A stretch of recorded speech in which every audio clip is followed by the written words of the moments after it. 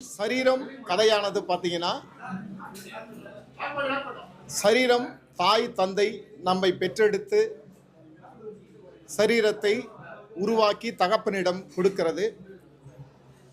தகப்பனும் தாயும் சேர்ந்து அந்த குழந்தையை வளர்த்து நோய் நொடி இல்லாமல் படிப்பறிவு கொடுத்து அவர்கள் கேட்கிற அத்தனையும் செய்து கொடுக்கிறார்கள். 16 வயது நிரம்பிய பிறகு அந்த சரீரமான குழந்தை யாருடைய பேச்சையும் கேட்பதில்லை. அதன் பிறகு அந்த சரீர குழந்தையானது 16 வயது நிரம்பி தன்னுடைய தேவைக்காக, தன்னுடைய சுயநலத்துக்காக காதல் வயப்படுகிறது. அதன் பிறகு இன்றைக்கு இருக்கிற கலாச்சாரத்தில் போதைக்கு அடிமையாகிறது.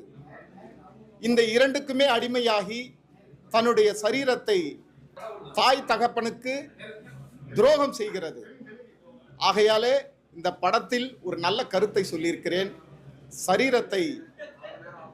படத்தை திரையரங்கில் சென்று பார்த்து ஒரு கருத்து தான், மெசேஜ் மாதிரி ஒரு அவேர்னஸ் கொடுக்கணுன்ட்டு இத்தனை வருடம் திரைப்படங்களில் காதலுக்காக நிறைய விஷயங்கள் சொல்லியிருக்காங்க.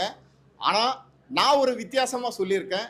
ஒரு விழிப்புணர்வுக்காகவும் ஒரு அவார்டு கண்டென்ட் மாதிரி பண்ணியிருக்கேன். இது எல்லாருமே தியேட்டரில் பார்த்துட்டு சரீரத்தை வெற்றியடைய வைக்க வேண்டும் என்று உங்களை கேட்டுக்கொள்கிறேன். நன்றி, வணக்கம்.